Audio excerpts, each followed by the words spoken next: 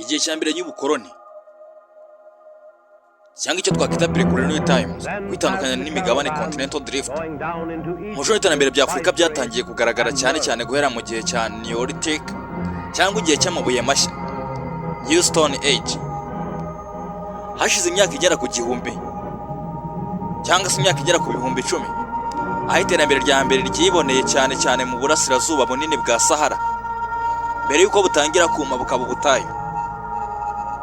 Mu gihe Sahara yari ikiri ubutaka butoshye cyane kandi buteye ubwatsi, ariyo bita Green Sahara, abantu b'abirabura baragwiriye kandi barakwira, biza kuvamo ubukungu n'umuco ukomeye cyane bya Misiri ya Farawo, aricyo bise Pharaonic Egypt, n'ikibaya cy'umugezi wa Nile cyangwa se icyo twakwita Nile Valley.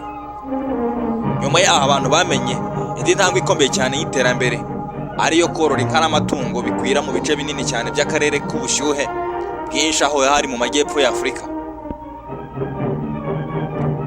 Abanyafurika bahimbye uburyo bwo guhinga ibihingwa bihuye n'ibihe byabo. Ni ukuvuga ko aho hantu hareshyushye cyane. Nyuma y'iyo myaka 500 mbere y'uko Yesu Kristo aza, batangiye gucuruza no kubumba ibyuma by'ibyuma, mbese icyo twakwita iron, bikorwamo ibikoresho. Ibyo byatumye muri rusange babasha kwigenga no kugenzura umugabane wabo ugoye. Muri icyo gihe kandi bahimbye imyemerere yabo bwite, imigenzo n'imyemerere ya sosiyete, uburyo bwo kwiyobora ndetse n'inzira zo kubungabunga amahoro. Ariko ikibazo gishya cyaje gutera abaturage b'abirabura, ikibazo cy'ubwoko bushya cyazanye amahirwe mashya ariko n'ingaruka mbi cyane. Cyatangiye hafi imyaka 500 ishize. Icyo gihe nibwo isi yose yo hanze, cyane cyane isi y'abanyaburayi, yatangiye kugera muri Afurika mu buryo bugaragara kandi buhoraho. Iyi mikoranire mishya n'Uburayi yazanye inyungu ku mpande zombi, Afurika n'Uburayi, cyane cyane mu guharanira ubucuruzwa no guhererekanya ibitekerezo. Ariko kandi yazanye akaga karimereye cyane kandi kababaje k'icuruzwa ry'Abanyafurika bajyanwaga mu bucakara bambukiranya inyanja ya Atlantique bakoherezwa mu bihugu bya Amerika. Ibi byagize uruhare n'iterambere rya Amerika, ariko byabaye bibi cyane mu iterambere rya Afurika. Ubucuruzi bw'abacakara bwo ku nyanja ya Atlantika n'ubwo bwo ku nkombe ya Afurika y'Iburasirazuba byateje isenyuka n'imiryango myinshi cyane ya Afurika n'ubukungu bwayo hagati y'ikinyejana cya 13 n'ikinyejana cya 19. Gushakisha no gushimuta abacakara byahungabanyije cyane imibereho ya sosiyete, ubukungu ndetse n'ibikorwa remezo. Byongeye kandi ubucuruzi bw'abacakara bwambuye sosiyete nyinshi cyane za Afurika urubyiruko rukomeye cyane kandi rushoboye gukora. Uyu munsi abantu benshi cyane bakomoka muri Afurika batuye muri Amerika y'Epfo na Amerika ya Ruguru. Abo ni abakomoka ku bacakara bo hambere. Ibihangano byabo by'ubuvanganzo byashyizwe mu cyiciro cyitwa ubuvanganzo bw'Abanyafurika Abanyamerika, mu yandi magambo African American Literature. Ubucuruzi bw'abacakara bwo ku nyanja ya Atlantika, the Atlantic Slave Trade. Mbere y'itangira ry'ubucuruzi bw'abacakara, Abanyafurika bari bafite abayobozi babo n'ubwami bukomeye. Urugero rwatangwa harimo ubwami bwa Songhai, ubwami bwa Mali n'ubwami bwa Ghana. Ubucakara bwari igice cy'igikorwa kinini cyane cyoherezaga abantu bavangwaga mu mugabane wa Afurika bajyanwa mu bindi bice bitandukanye bya Amerika ya Ruguru ndetse na Amerika y'Epfo mu gihe kirenga imyaka 400.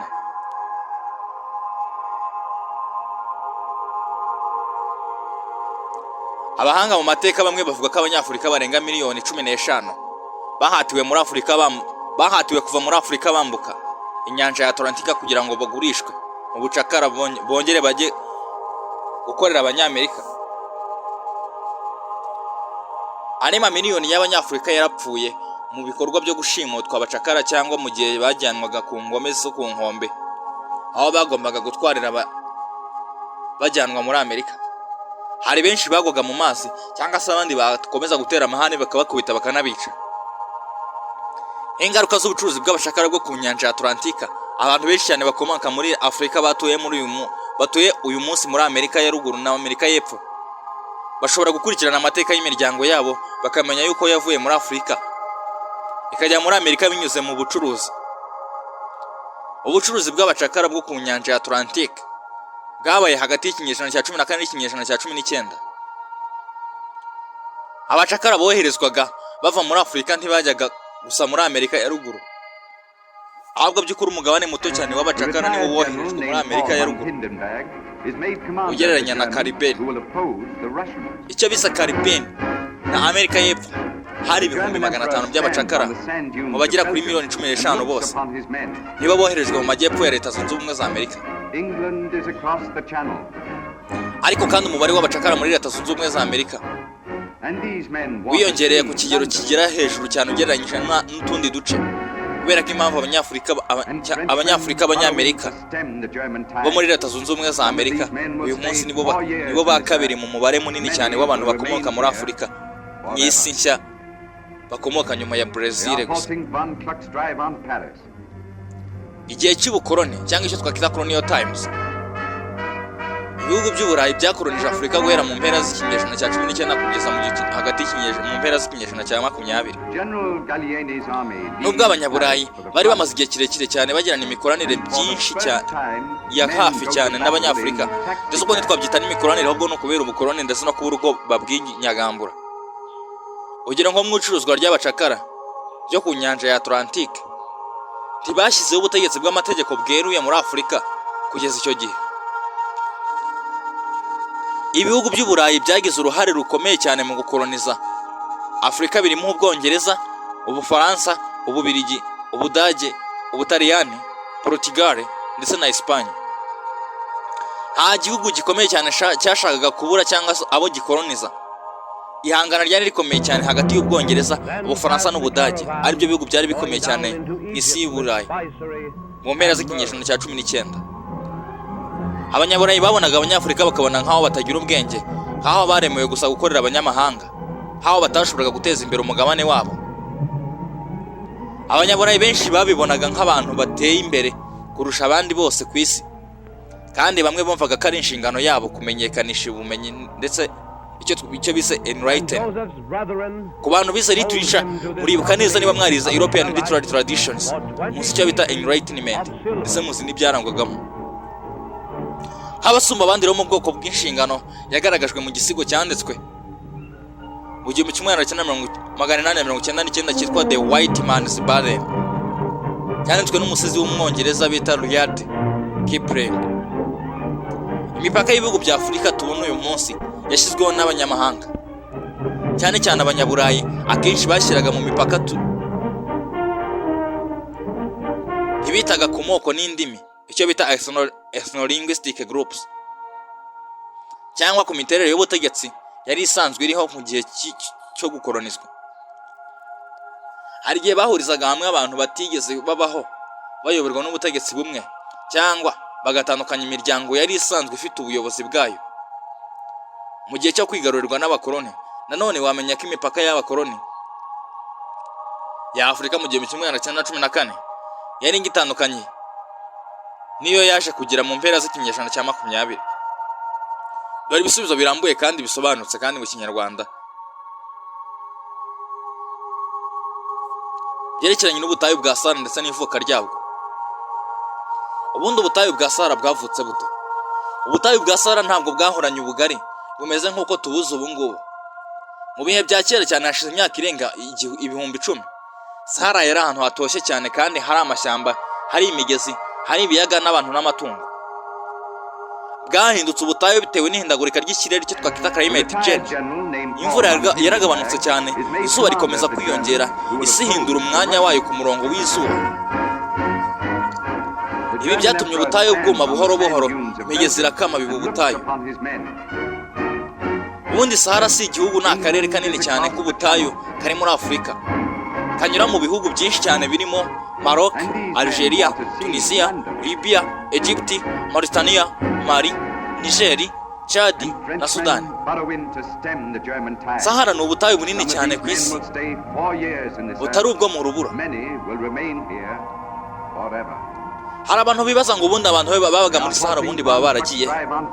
Igihe Sahara yatangiraga kuma, abantu babaga barimutse bashaka amazi n'ubuzima bwiza. Bamwe bagiye mu kibaya cya Nile muri Afurika yo hagati y'Iburengerazuba no muri Afurika y'Uburasirazuba n'Amajyepfo. Ibi byagize uruhare mu kuvuka k'ubwami n'umuco nka Misiri ya kera, Mali, Ghana ndetse na Songhai. Hari abandi bantu bibaza ati ubundi uyu munsi ubutayu bwa Sahara bumeze bute? Uyu munsi ubutayu bwa Sahara burumye cyane ku kigero gifatika. Imvura igwa gakeya cyane, ahenshi ishobora kutagwa imyaka n'imyaka. Harangwa n'imisozi y'umucanga, icyo bise mu ndimi z'amahanga sand dunes. Amabuye n'ubutayu bwumye, umuyaga mwinshi, ubushyuhe bwinshi cyane ku manywa n'ubukonje bwa nijoro.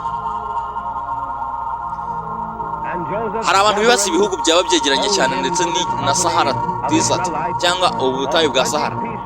Sahara ubundi yegeranye cyangwa ikwira muri Afurika y'Amajyaruguru, Afurika yo hagati. Ibihugu byegeranye cyane nayo na Algeria, Libya, Niger, Mali na Chad, Sudan na Mauritania. Hari abandi bantu bibaza ubundi Sahara iragenda ikura cyane yegera ku buryo ishobora kuzagera mu Rwanda. Abenshi bibaza ko ubu butayu bwa Sahara bushobora kuzakomeza bukura ku buryo bwagera mu Rwanda. Gusa byo ikigaragara cyo nuko bushobora no kuzagera, ariko nanone ahantu ubutayu bwa Sahara buri hari intera nini cyane ugereranyije naho u Rwanda ruri. Hari ikibazo cy'ubwuma cyangwa icyo bita desertification mu bice bimwe bya Afurika, guterwa no guca amashyamba, guhinga nabi, ihindagurika ry'ikirere. U Rwanda ruri kure cyane ya Sahara, rufite imvura ihagije, ariko rugomba kurengera ibidukikije kugira ngo ubutaka butangirika. Ubuzima bwo mu butayu rero bumeze bute? Ubuzima bwo mu butayu burangwa no kubaho ushingiye ku mazi make cyane. Abantu baba borozi, ingamiya, ihene, abacuruzi b'inzira ndende. Batura hari oasis cyangwa ahari amazi cyangwa imigezi mike. Ibimera n'inyamaswa bigira ubushobozi bwo kwihanganira izuba n'izuba, bigira amazi mu mubiri mu gihe kirekire. Iri curuzwa rero ry'abacakara ryaje mu byiciro bitatu. Tubihuje neza n'aya mateka y'ubutayu bwa Sahara, ubucakara bwo muri Afurika, abami n'abayobozi bamwe bajyaga bafata imbohe z'intambara bakazigira abacakara. Ubucakara bwo mu nyanja ya Atlantika bwatangijwe n'Abanyaburayi guhera mu kinyejana cya 15. Nibwo Abanyafurika bafatwaga bakajyanwa ku nkombe, bakambutswa inyanja bajyanwa muri Amerika. Hari abacakara bamwe banyuraga mu butayu bwa Sahara barimo bambukiranya bajya gukora mu Burayi. Ubucakara bwo mu burasirazuba bunyura ku nyanja y'Abahinde, icyo bita East African Slave Trade. Bajyanwaga mu bihugu by'Abarabu ndetse n'uburasirazuba bwo hagati.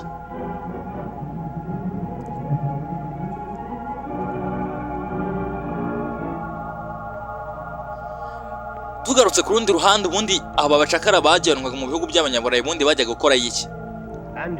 Abacakara bakoraga imirimo igoye cyane, nko guhinga ku mirima minini cyane, bahinga ibisheke, ipamba ndetse n'itabi, aribyo bise sugar, cotton and tobacco. Gucukura amabuye y'agaciro, gukora mu nganda, gukorera abashebuja mu ngo, kubaka imihanda n'ibikorwa remezo, kandi ibi byose bakabikora badahembwa.